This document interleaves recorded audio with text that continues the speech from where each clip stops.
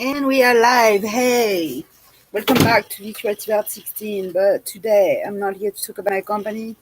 Today I'm here to read you a part of the book I'm writing on that is going to be launched on April 1st on Kickstarter. So if you want to follow me, follow me. Thank you.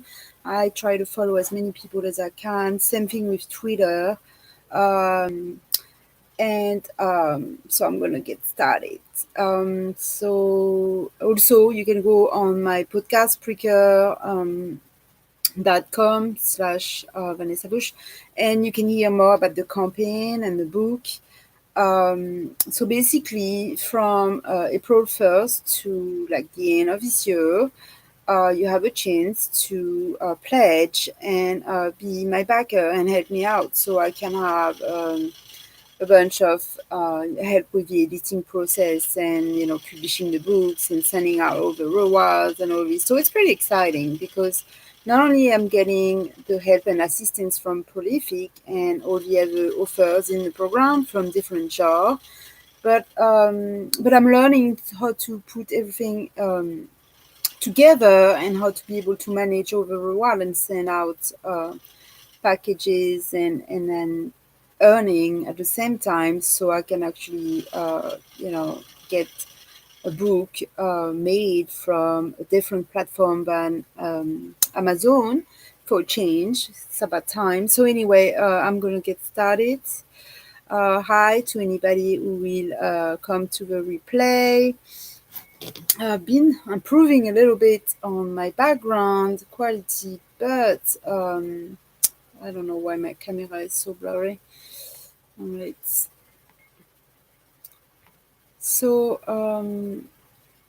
I decided right now I'm doing about 4 or 5 pages on each paragraph. So I'm at chapter 8, but it's still not enough to make a book worthy to read, length worthy to be called an actual book.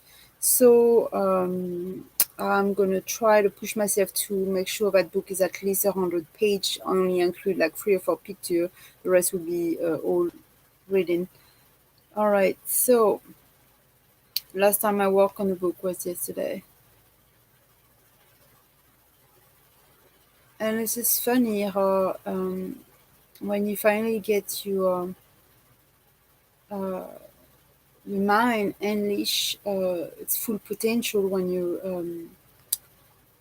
lead by imagination, how much can just come out and you didn't know you had in you.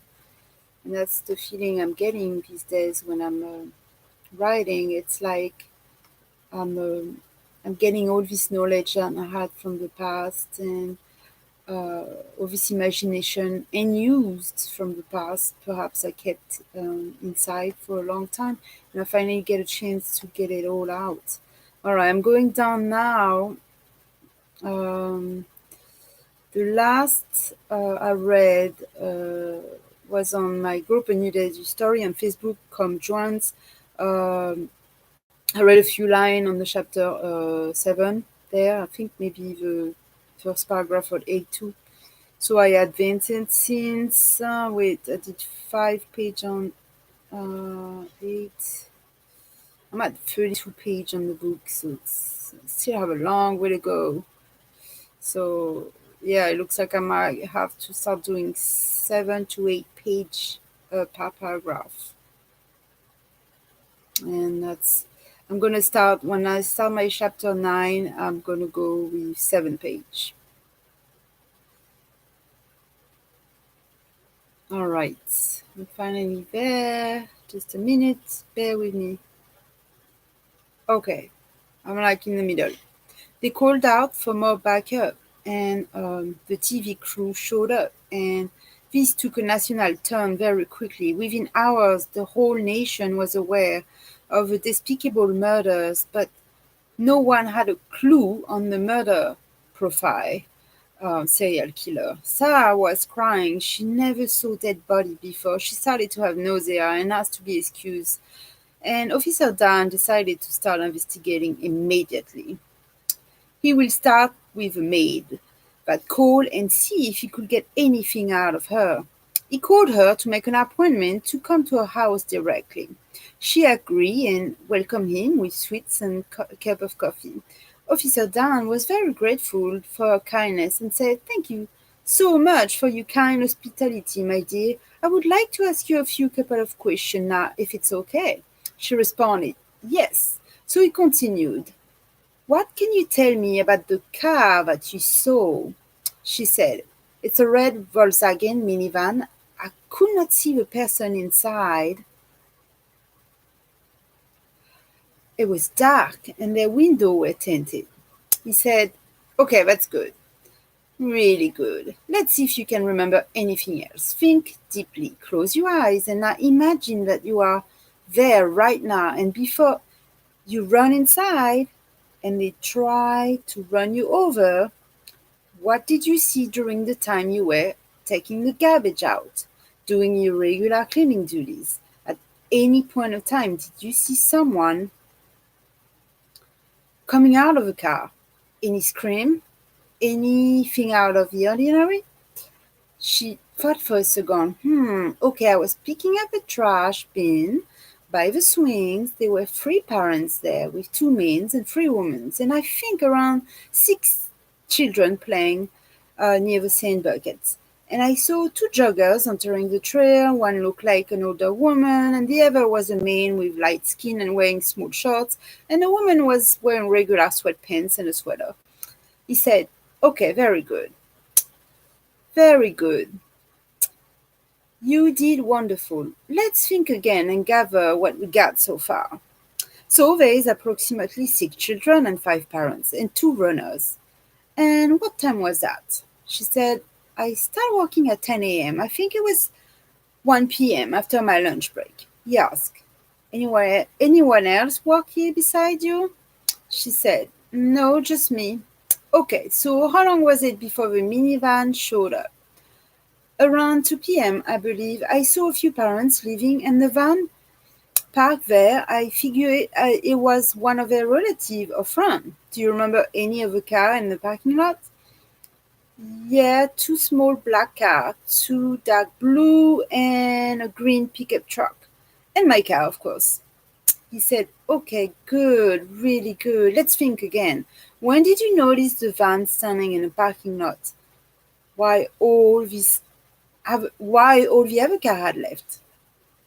"I think around 5 p.m. I was mopping the bathroom floor and I started to wonder about the van, but I didn't think much of it, really. Maybe an old man enjoying the view or a driver taking a nap from a long trip. There isn't much crime, drug trafficking around here." "Thank you, Mrs. Rodriguez. I appreciate your input. I think this will do it for today. I will come back, possibly next week, if it's okay with you." "Okay," she said. He returned to the police station to enter his report and called Sarah and asked her to come by so they could go contact the Park City administration and review camera surveillance before it gets erased by mistake. Sarah was eating lunch at home, some salad with baby shrimp and veggies, with hummus and bagel chips. She was drinking green tea and hushed to finish her meal and got to her little Fiat yellow car parked below her apartment complex. She bought this apartment for late night on the job, and so she would not wake up the kids and her husband. She usually use it no more than twice a month. She hopped on the very old elevator and drove to Bangor Police Station to meet Detective Ohoslodan. When they met, he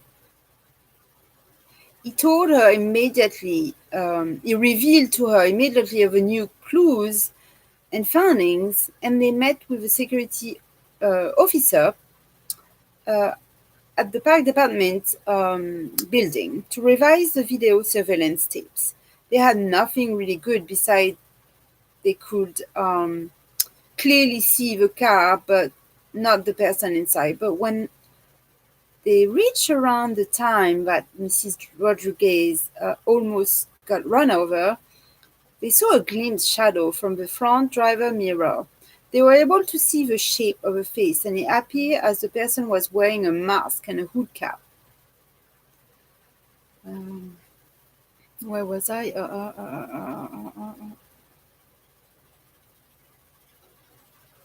On this tape, you could see the woman running towards the break room and lock herself in.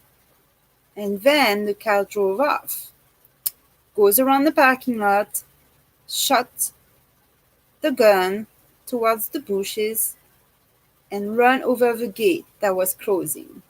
They decided to concentrate on the direction the gun was pointing out and look there first. They already had 7 bodies.